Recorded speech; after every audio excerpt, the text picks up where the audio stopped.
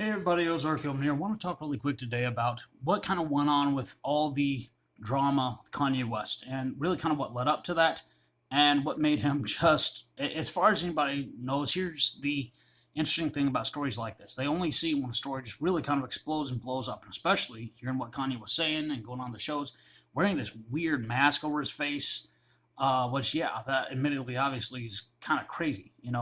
But what doesn't make any sense to people is why is this guy getting up on the stage and saying all this stuff? What does it even have to do with politics and all that?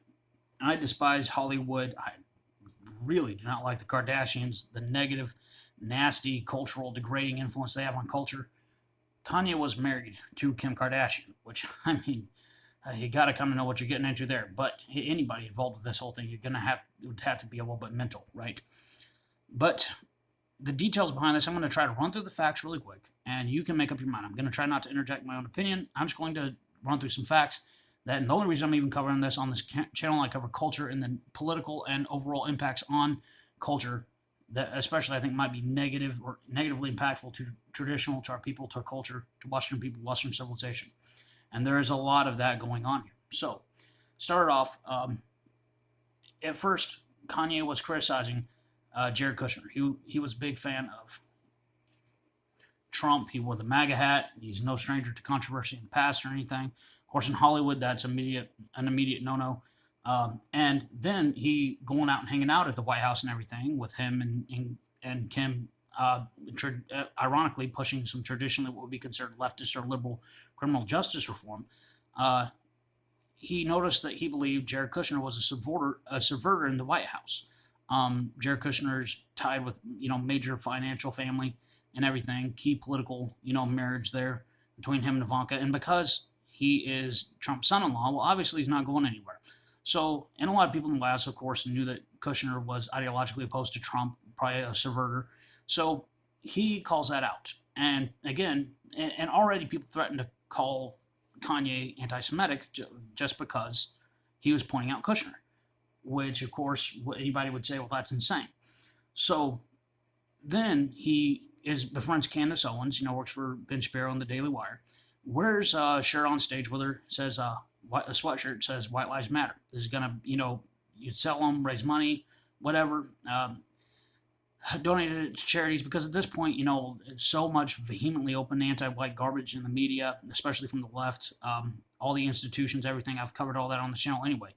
They wore that shirt, and that really blew a gasket on the whole political left. I mean, they freaked out. So, he criticized Kushner, who belongs to this ethnic group, and then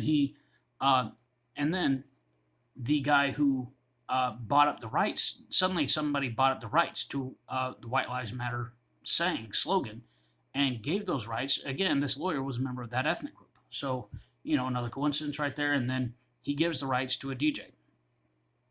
And again, the reaction from Kanye and Candace and all that, well, why can't we speak up for white people? What's so horrible about this? Well, anyway, so going on from there, it turns out that later on, Kanye released these messages from his so-called trainer, a guy named Pasternak. And again, this guy Pasternak is a member of the same ethnic group. He worked for the Canadian military testing drugs. And he also used to be the so-called trainer for Brittany Murphy, who wound up dying supposedly of a drug overdose. And he was working for her at the time. And he really seems to be more of a controller, a handler, so-called trainer, because he sent a message to Kanye threatening to send him on a trip to Zombie Town and get him all drugged up and have him mentally committed. And he said that we would send him on a permanent trip to Zombie Town, literally fry his brain on drugs. And he said visits with your children will just not be the same. At this time, Kim had left him. Remember, Kim does whatever. She's trashy. She does whatever her mother tells her to do, and the mother does whatever the PR people tell her to do. Well, Kanye wanted to be around his kids, so keep in mind he's already being threatened, have his brains fried, have his family taken from him. Well, apparently he did lose his family, and then he moves across the street. Now, while he's living across the street, going through this nasty divorce, trying to be close to his kids, then this comedian from New York goes all the way from New York and suddenly starts dating Kim Kardashian while they're in the middle of this nasty divorce, and Kanye is literally right across the street. Starts dating her, and then it gets blown up in the tabloids. Pete Davidson was the guy's name. Again, Pete Davidson is a member of the same ethnic group. And then it gets blown up in TMZ, all humiliating Kanye West and just dragging him through the mud. Ha, look what's happening to you. This guy's dating your barely even ex-wife, you know, watching your kids, everything, and you have no control over it. TMZ again is owned by this guy, another former lawyer, same ethnic group. So Kanye is threatened in every way you can imagine. Business, tabloids, all for, especially where he crossed the line, simply wearing a sweatshirt that says White Lives Matter.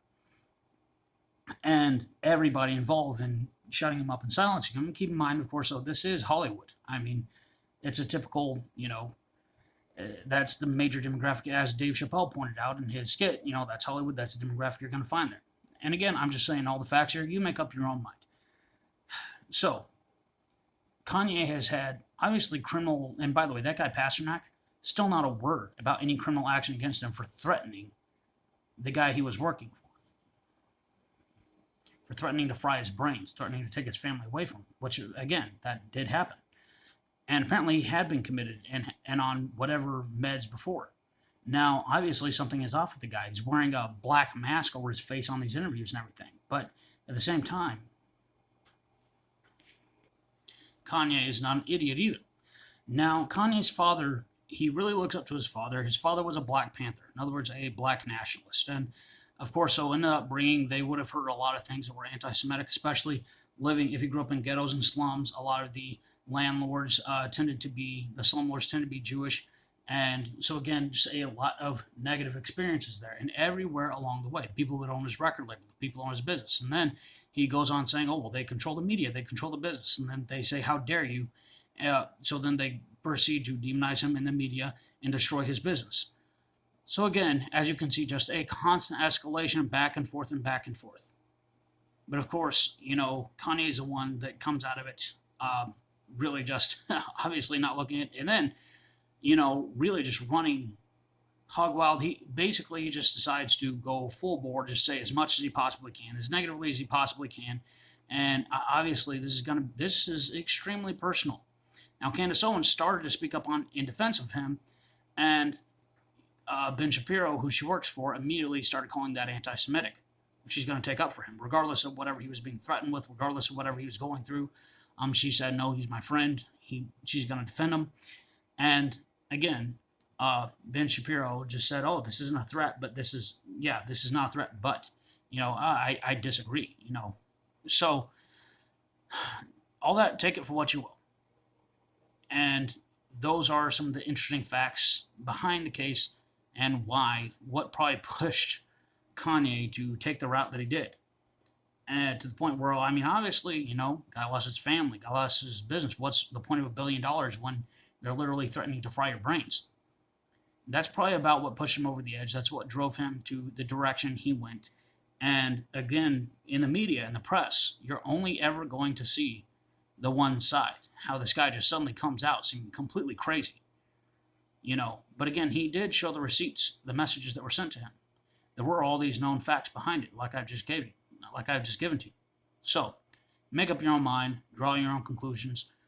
There's definitely a political left-right thing going on here. There's definitely certain things that you're not allowed to say, like, speaking up on behalf of white people when they're being demonized in the media. As Nick Cannon found out, you can criticize us, but there are other groups that you can't criticize. There's this whole paradigm identity, the current paradigm shifts in society. People you're allowed to criticize, us, and then people you're not allowed to criticize. And of course, him coming from a group where typically he's allowed to be more critical because he's from a group that's deemed oppressed, is more allowed to talk openly. But then, when he shifts that to another group, like Nick Cannon did, he figures out that, you're not allowed to criticize that group because, again, another group that is considered marginalized, regardless of whatever was done to him. So, again, those are the facts. You make up your own mind. This is Ozark Yeoman. Y'all have a good one.